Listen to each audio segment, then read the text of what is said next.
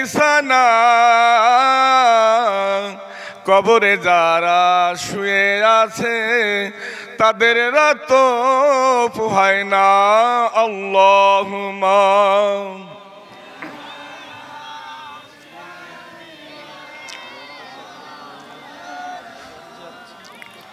ওয়ালা আলি সাইয়্যিদিনা শাফিয়ানা মুহাম্মদ নাহমাদুহু ওয়া নাসাল্লি আলা রাসূলিহিল কারীম। আম্মা বাদ। রব্বানা লাকাল হামদ হামদাম কাসিরান তাইবান মুবারাকান ফিহি।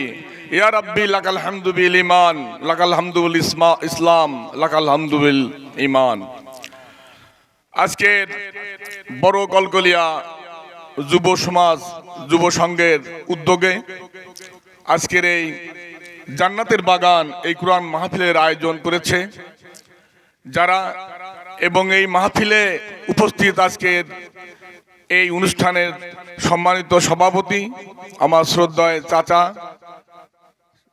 প্রাক্তন শিক্ষক আব্দুল গফুর মাস্টার সাহেব, উপস্থিত আজকের এই মাহফিলের প্রধান অতিথি বিশেষ অতিথি এবং আমার ছোট ভাই M A Matin chairman মির্গি union পরিষদ সহ বিভিন্ন এলাকা থেকে আগত আলেম ওলামায়ে কেরাম, এবং আমার সামনে উপস্থিত আমার অত্র এলাকা এবং প্রত্যন্ত অঞ্চল থেকে আমার প্রাণপ্রিয় ইসলাম পাগল মুরব্বী ছোট এবং বড়, এবং আমার পর্দার আড়ালের সম্মানিত মা বোনেরা, সবাইকে আমি আমার পক্ষ থেকে, আমার গ্রামবাসীর পক্ষ থেকে, আজকের এই আয়োজক যারা করেছেন তাদের পক্ষ থেকে আপনাদেরকে আন্তরিক মোবারকবাদ, ধন্যবাদ, শুভেচ্ছা এবং সালাম জানাচ্ছি। আমি আবারও জানাচ্ছি আসসালামু আলাইকুম রহমতুল্লাহি বারকাতুহু।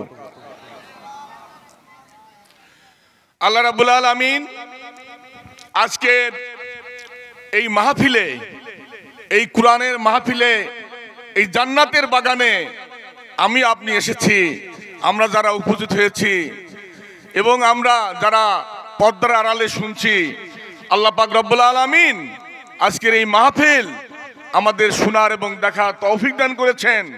এই জন্য মহান রব্বুল আলামিনের কাছে আমরা সবাই শুকরিয়া আদায় করব, সবাই বলবো আলহামদুলিল্লাহ। আল্লাহ রাব্বুল আলামিন আমাদেরকে খুব মহব্বত করে সৃষ্টি করেছেন এই পৃথিবীতে। আমি সর্বপ্রথম একটি সূরা আপনাদের সামনে উপস্থাপন করব, সেটা হলো পবিত্র কোরআনের সূরা তাকাসুর। এই সূরা তাকাসুর সম্পর্কে দুটো কথা বলতে চাই। যাকে আল্লাহ রাব্বুল আলামিন সৃষ্টি না করলে দুনিয়া সৃষ্টি করতেন না, তিনি কে আপনারা জানেন? তিনি হলেন আমাদের প্রিয় নবী, বিশ্ব নবী হযরতে মুহাম্মদ মুস্তাফা সাল্লাল্লাহু আলাইহি ওয়াসাল্লাম।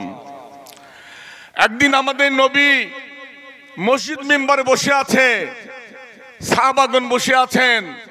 নবীজি বলছেন, হে আমার মুসলমান সাহাবাগণ, আমার ভাইয়েরা, আমি আপনাদের কাছে একটি কথা বলতে চাই। আজকে এই রাত্রিটা আছে, এই রাত্রে কে 100-1000 বার সূরা তাকাসুর পড়ে ঘুমাতে পারবে? সবাই নীরব নিস্তব্ধ। নবীজি বলছে, ভয় পাচ্ছে। আল্লাহ রাসূল বলছে যে 1000 বার সূরা তাকাসুর পড়ে দৈনিক ঘুমাতে হবে। নবীজি বলছেন বরখিলাপ তো করা যাবে না। তো এখন সবাই যখন চিন্তায় পড়ল, তখন নবীজি বললেন যে তোমাদের মধ্যে কে আছে যে সূরা তাকাসুর, আমি আরেকটু একটু বলি, এখানে একটু কথা বলছি যে 1000 আয়াত, 1000টি আয়াত পড়া সব হবে সূরা তাকাসুর পড়লে। তো বলছে যে 1000 আয়াত পড়ে ঘুমাতে পারবে কে? তখন তারা বলছে নীরব। এবং নবী বললেন যে এই সূরা তাকাসুর পড়তে পারবে কে? সবাই হাত উঁচু করছে, আমরা পড়তে পারবো। তো এই সূরা তাকাসুর আমি আপনাদের সামনে তেলাওয়াত করব।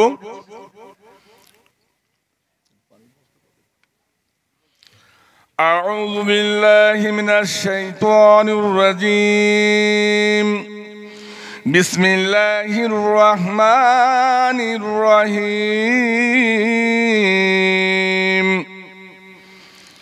আলহাকুমুত তাকাসুর হাত্তা জুরতুমুল মাকাবির কাল্লা সাউফা তা'লামুন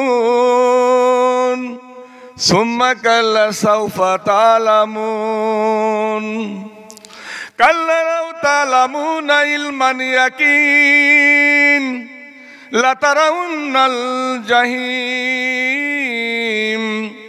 সুম্মা লাতারাউন্নাহা আইনাল ইয়াকিন সুম্মা লাতুসআলুন্না ইয়াওমাইযিন আনিন নাঈম। সুবহানাল্লাহ। সূরা তাকাসুর। আমি সামান্য, যেহেতু আমাদের অনেক দুজন বক্তা আছেন গুরুত্বপূর্ণ এবং আমাদের প্রধান অতিথি এসে গেছেন, আমি সংক্ষেপে কথা বলবো, আপনারা ক্ষমা সুন্দর দৃষ্টিতে আমার কথাগুলি একটু শুনবেন। সূরা তাকাসুরের যে প্রথম আয়াতটি বললাম, আলহাকুমুত তাকাসুর, এর অর্থ হলো এই, গার পশম শিউরে উঠবে। প্রাচুর্যের লালসা আমাদেরকে গাফেল বানিয়ে ফেলছে। প্রাচুর্যের লালসা, অর্থ সম্পদ, শান শকত, টাকা পয়সা আমাদেরকে কি করছে? আমাদেরকে দুনিয়াদারি মায়া মমতায় আবদ্ধ করে ফেলেছে। আমরা কি হয়েছি? গাফেল হয়ে গেছি। এই সূরার অর্থ বলছে হাত্তা জুরতুমুল মাকাবির, কবরে যাওয়ার আগ পর্যন্ত আমরা এটা করেই যাব, কোনো সন্দেহ নাই। কাল্লা সাউফা তা'লামুন, এটা ঠিক না, অবশ্যই তোমরা জানতে পারবে। সুম্মা কাল্লা সাউফা তা'লামুন, বিষয়টা হলো এই, আজকে এই দুনিয়া দায়িত্বে আমরা যা করছি, আমরা তো ভুল করছি, এর ফল আছে কাল কিয়ামতের দিন। লাস্টের যে আয়াত, প্রতিটা বিষয় সম্পর্কে, আল্লাহ পাকের নিয়ামত সম্পর্কে সেদিন আমাদের জিজ্ঞাসা আমাদের করবে, আমাদের জিজ্ঞাসিত হতে হবে, দাঁড়াতে হবে আল্লাহর কাছে। তো আমি প্রথমে আপনাদের কাছে বলি, আমার জন্য দোয়া চাই। যে আমি অসুস্থ বলতে গত এক সপ্তাহ আগে আমি এই চোখটা অপারেশন করেছি। আসলে মঞ্চে গেলে তো কথা বলাই না, আমার তো কথা বলা নিষেধ। কিন্তু যখনই আমি এক সপ্তাহ আগে, গত শনিবারের আগের শনিবার, অর্থাৎ 10 দিন হচ্ছে, যখন আমার অপারেশন, তখন ভাবলাম হায় রে, 4 তারিখের মাহফিলে মানে আমার আলোচনা করা হবে না। আল্লাহর কাছে বল, আল্লাহ তুমি আমার মাহফিলে একটু যাওয়ার তৌফিক দান করো। তা আপনাদের দোয়ায় আমি আপনাদের সামনে উপস্থিত হয়েছি। আমার চশমা বই থাকার কথা, জোরে কথা বলা নিষেধ, পানি লাগানো নিষেধ, তারপরেও আমি আমার গ্রামের যুব সমাজ যারা আজকে দাওয়াত করেছে, আয়োজন করেছে, আমি সময় দিতে পেরেছি কম, আমি তবু আপনাদের মাঝে এসেছি, আপনারা আমার জন্য দোয়া করবেন। আসলে আলোচনা বললে অনেক বলা যায়। তো আমি আপনাদের কাছে যে কথাটা বলছিলাম, যে আজকে আমরা ভুল করছি, আমরা পাপ করছি, আমরা তো পাপী, গুনাহগার। আমরা কি কেউ বলবো যে আমরা পাপী না? আমার গোষ্ঠী পাপী, সবাই আমরা পাপী। আমরা দেখতে পাই একজন মানুষ পৃথিবীতে এসেছেন, মহামানব, যার পাপের কথা আমরা জানতে পারি নাই। তিনি হলেন আমাদের নবী, বিশ্ব নবী মুহাম্মদ রাসূলুল্লাহ সাল্লাল্লাহু আলাইহি ওয়াসাল্লাম। আমি সেই নবীর শানে একটু নাতে রাসূল বলবো। হাজারো ব্যথা বেদনার পরে ফিরে আসনি তুমি আপন ঘরে, দিনের আলো তুমি ছড়িয়ে দিতে চলে গেলে মদিনায় মক্কা ছেড়ে। হে রাসূল তোমাকে ভুলি আমি কেমন করে, হে রাসূল তোমাকে ভুলি আমি কেমন করে।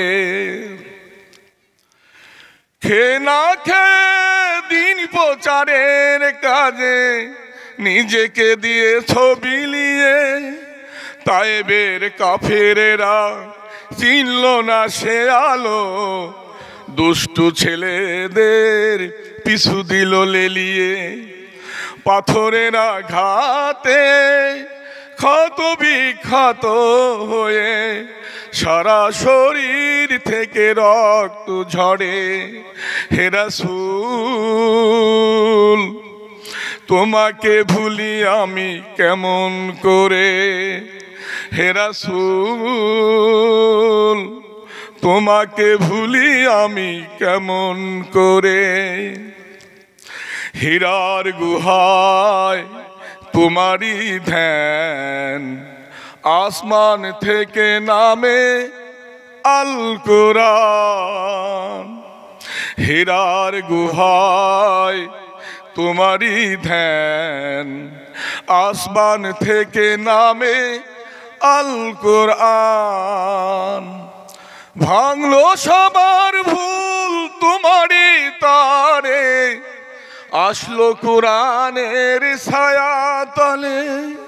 খালিদ ওমর আলী আবু বকর ইসলামী ঝান্ডা নিল যে তুলে। আলামিন ছিল যে সবাই সকল মানুষেরই তরে। হে রাসূল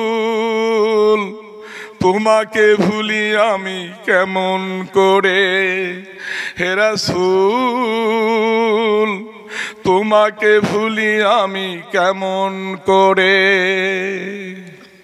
সুবহানাল্লাহ। সেই নবী যাকে রব্বুল আলামিন সৃষ্টি না করলে এই দুনিয়ায় সৃষ্টি করতেন না।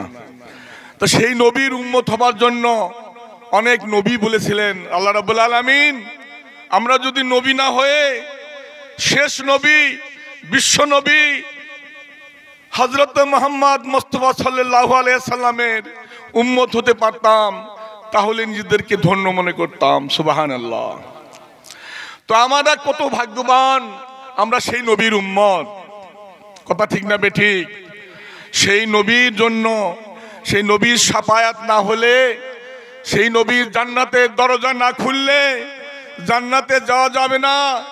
সেই নবী যেদিন বলবে বিচারের দিনও সেই নবীর কথা ছাড়া আল্লাহ রাব্বুল আলামিন বিচারের কাজ শুরু করবেন না, সেই নবীর উম্মত। এই জন্য আজকের এই মাহফিলে আমি আপনাদের কাছে আবেদন করব, আপনারা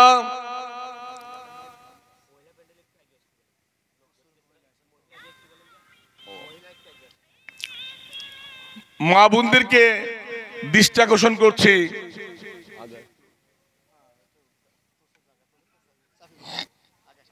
মা বোনদের যারা বসে আছেন, আপনারা যারা বসে আছেন আপনাদেরকে একটু আগায় আসার জন্য কর্তৃপক্ষ যারা আয়োজক তারা বলছেন, দয়া করে আপনারা একটু আগায় বসবেন। ধন্যবাদ। আজকে আসলে যে কথা বলছিলাম, সেই নবী, দয়ার নবী, মায়ার নবী রাসূল আকরাম সাল্লাল্লাহু আলাইহি ওয়াসাল্লামের উম্মত আমরা। তো সেই নবী কি করলেন? সেই নবী আমাদের জন্য নামাজ নিয়ে এলেন আল্লাহ রাব্বুল আলামিনের কাছ থেকে। সূরা বনী ইসরাইলে একটি আয়াত আমি বলতে চাই,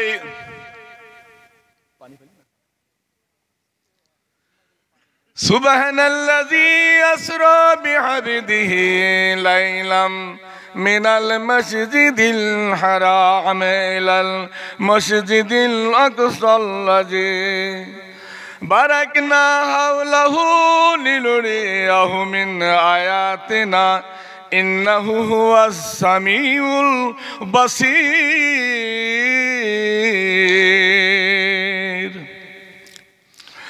আল্লাহ রাব্বুল আলামিন বলেন, আমি আমার বান্দাকে, আমি আমার হাবিবকে, আমি আমার নবী হযরত মুহাম্মদ সাল্লাল্লাহু আলাইহি ওয়াসাল্লামকে পাঠিয়েছি লাইলা মিনাল মসজিদিল হারাম থেকে ইলাল মসজিদুল আকসাল পর্যন্ত ভ্রমণ করিয়েছি, জান্নাত দেখিয়েছি, জাহান্নাম দেখিয়েছি, আরো কত নিদর্শন দেখিয়েছি। সবাই বলুন সুবহানাল্লাহ। সূরা বনী ইসরাইল বলে গেলেন। আল্লাহ রাব্বুল আলামিন নবীকে, তার প্রিয় দোস্তকে যা দেখিয়েছেন, অন্য কোন নবীকে কি তাকে দেখিয়েছেন? দেখেন নাই। এই জন্য আমাদের নবী, আমার শ্রদ্ধায় চাচা, আমার শিক্ষক, আজকে আমার বাবার ভাই, আজকের এই মাহফিলের সম্মানিত সভাপতি, উনি এসেছেন। আমরা সবাই ওনার জন্য দোয়া করব। উনি হজ করেছেন। তো যাই হোক, আমি যে কথা বলছিলাম, আল্লাহ রাব্বুল আলামিন আমাদের এই নবীর মাধ্যমে, এই নবীকে যা দিয়েছেন, উনি নিয়ে এসেছেন যে কথাটা বলছিলাম সবে মেরাজের রাত্রিরে উনি জানিয়ে এসেছিলেন, তার মধ্যে যে কি নামাজ। উনি যখন মারা যান তখন উনি একটা কথাই বলেছিলেন, নামাজ আর সালাত। আমার সালাত কি হবে, আমার উম্মতরা কি সালাত পড়বে? এইটাই কথা। মা আয়েশাকে বলেছিলাম আমাকে একটু উঁচু করে ধরো, ওরা নামাজ পড়ছে আমি দেখি। তো সে নামাজ হলো মেরাজ শরীফ, নামাজিরা নয় যে গরিব। জান্নাতেরই চাবি পাবে বলছে রাসূলে, জান্নাতেরই চাবি পাবে বলছে রাসূলে। নামাজেতে খুদার দিদার ভাগ্যে জুটিবে, হায়রে নামাজেতে খুদার দিদার ভাগ্যে জুটিবে। নামাজিরা আল্লাহর মেহমান, হাসরেতে পাবে সম্মান। নামাজিরা আল্লাহর মেহমান, হাসরেতে পাবে সম্মান। ফুলসিরাত পার হবে তারা বিজলির আকারে, ফুলসিরাত পার হবে তারা বিজলির আকারে। নামাজেতে খুদার দিদার ভাগ্যে জুটিবে, হায়রে নামাজেতে খুদার দিদার ভাগ্যে জুটিবে। কেন বলি? একমাত্র আল্লাহ রাব্বুল আলামিনের কাছে, আল্লাহ রাব্বুল আলামিনের পায়ের কুদরতি পায়ের কাছে যখন আমরা সিজদায় যাই, নামাজের মধ্য দিয়ে আল্লাহ রাব্বুল আলামিনের নিকটে যাওয়া যায়। কথা ঠিক না বেঠিক? আমরা জান্নাত চাই কি চাই না? সেই জান্নাত পাইতে হলে আমাদের কি করতে হবে? আমাদেরকে নামাজ পড়তে হবে, আল্লাহ রাব্বুল আলামিনের নির্দেশ মানতে হবে। আল্লাহ রাসূল যার শাফাত না হলে আমরা জান্নাতে যেতে পারবো না, তার সুন্নাতকে কি করতে হবে? মানতে হবে। তাই আমরা বেশি বেশি কি পড়ব? বেশি বেশি দরুদ শরীফ পড়ব এবং নামাজ পড়ব। আমরা রোজা রাখবো, যেসব আমলগুলো আছে। আমি নামাজের কথা কেন প্রাধান্য দিচ্ছি? নামাজ পড়বেন আর অন্য অন্য ইবাদতগুলো আমাদের সহজ হয়ে যাবে। কথা ঠিক না বেঠিক? এই জন্য আপনাদের কাছে আমি বিনয়ের সাথে আজকের এই মাহফিলের মধ্য দিয়ে আমি যদি একটি কাজ করতে পারি, অনেক বক্তাই বক্তব্য রাখেন, অনেক আলোচনায় আলোচকরা অনেক কথাই বলেন, আমরা অনেক কথাই বলি কিন্তু আমল করি না। আমি আপনাদের কাছে আজকে নামাজের দাওয়াত দিচ্ছি। আমার কথাই আমি বলি, আমি যেদিন চোখ অপারেশন করেছি আমি সেদিনও নামাজ পড়েছি। নামাজকে আপনারা ভয় করবেন। এক ওয়াক্ত নামাজ, ৮০ হুক বা দোজক, ২,৮৮,০০,০০০ জাহান্নামে যাইতে হবে, হয়তো মনে করেন কথার কথা, আসলে নয়। তবে হ্যাঁ, আল্লাহ রাব্বুল আলামিন ক্ষমা করতে পারেন। আমি আপনাদেরকে সাহস দেই, এখন আপনাদেরকে বল দিচ্ছি। আপনারা হয়তো ভাববেন, হায় জীবনে অনেক নামাজ কাজা করে ফেলেছি, অনেক ভুল করে ফেলেছি, অনেক পাপ করে ফেলেছি, আমার কি ক্ষমা হবে? একজন খুনি এক আলেমের কাছে যা বলছে, ও হুজুর, ও হুজুর আমার কথা শোনেন হুজুর, আমি তো মানুষ খুন করেছি, আমি মানুষ খুন করতে করতে ৯৯ জন মানুষ খুন করে ফেলেছি, আমার কি মাপ আছে? হুজুর বলে, ওরে আল্লাহ, কয় কি রে, ৯৯ জন মানুষ তুমি মারি ফেলছো, তোমার কি আর পাপ, তোমার কি আর মাপ আছে? তোমার মাপ নাই। তখন খুনি মনে করলেন কি করা যায়, তার কোমরে খঞ্জর রয়ে আছে। খুনি ভাবলেন যে ৯৯ জন মারছি, ও হুজুর তোমার দিয়ে আমি ১০০ জন আমি পূরণ করব, তাতে আমার যা হয় হোক। কি করলেন খুনি? কি করলেন? খঞ্জরটা হুজুরের বুকের মধ্যে ঢুকিয়ে দিলেন। তার খুন কয়টা হইল? ১০০টা হয়ে গেল। ১০০টা খুন করার পরে উনি বললেন, হায় আল্লাহ, আমি 100টা খুন করেছি, তার মনের মধ্যে একটা ভুল এসেছে। চিন্তা করলেন আমি আরেকজনের কাছে বলবো, আমি আরেক উলামার কাছে যাই, আলেমের কাছে যাই, দেখি কি বলে। তার ভিতরে কাজ শুরু হয়ে গেছে। কোন কাজ?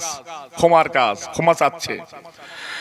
আরেকজন আলেমের কাছে গেলেন, বললেন, ও হুজুর, আমি তো একজন খুনি, একজন পাপী। আমি খুন করতে করতে 100 জন মানুষ খুন করে ফেলেছি হুজুর, আমার কি কোনো ক্ষমা আছে? হুজুর বললেন, হ্যাঁ, ক্ষমা আছে। আল্লাহ রাব্বুল আলামিন যদি মনে করেন তোমাকে ক্ষমা করতে পারেন, পবিত্র কোরআনে আল্লাহ রাব্বুল আলামিন বলেন, ইয়া আইয়ুহাল্লাযীনা আমানু তুবু ইলাল্লাহি তাওবাতান নাসুহা।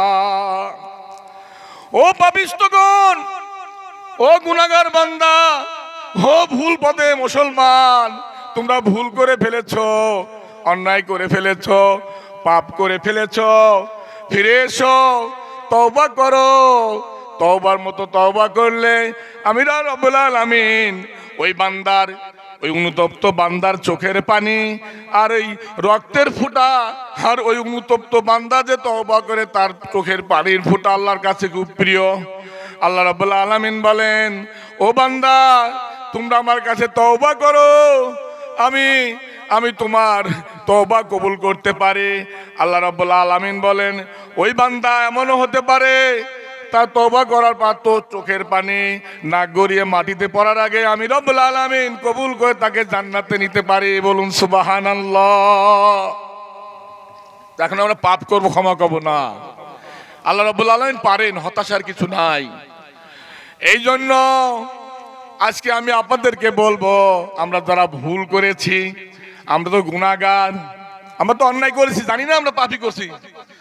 আমার পাপের করলে বিচার, বাঁচার আমার নাই উপায়। দয়াময় প্রভু মাফ করো আমায়, মাফ করো আমায়। পৃথিবী না জানুক, আমি তো জানি আমি কি পাপ করেছি। হায় আমার পাপের করলে বিচার, বাঁচার আমার নাই আশা। দয়াময় প্রভু মাফ করো আমায়, মাফ করো আমায়। আল্লাহ মাফ করবে না? আল্লাহ রাব্বুল আলামিন অবশ্যই ক্ষমাশীল, রহমানুর রহিম। তো আমি যে কথা বলছিলাম যে আমরা কি জান্নাত চাই? জান্নাত চাই। তো সেই জান্নাত চাইতে হলে আমাদেরকে নামাজ, আল্লাহর রাসূলের কথা মানতে হবে। সেদিন, সেই দুঃসময়ের দিনে, যেদিন কাফেররা অত্যাচার করেছিল আয়েশা রাহমাতুল্লাহ আলাইহির, যেদিন এমনই একটি কথা বলেছিল ফেরাউন বলল আয়েশা তার কাজের মানুষ। ফেরাউন বলল, ফেরাউনের মেয়েকে যখন আয়েশা মাথার চিরুনি দিয়ে, আয়েশা আলাইহিস সালাম যখন মাথায় চিরুনি দিয়ে চুল আঁচড়াচ্ছিলেন,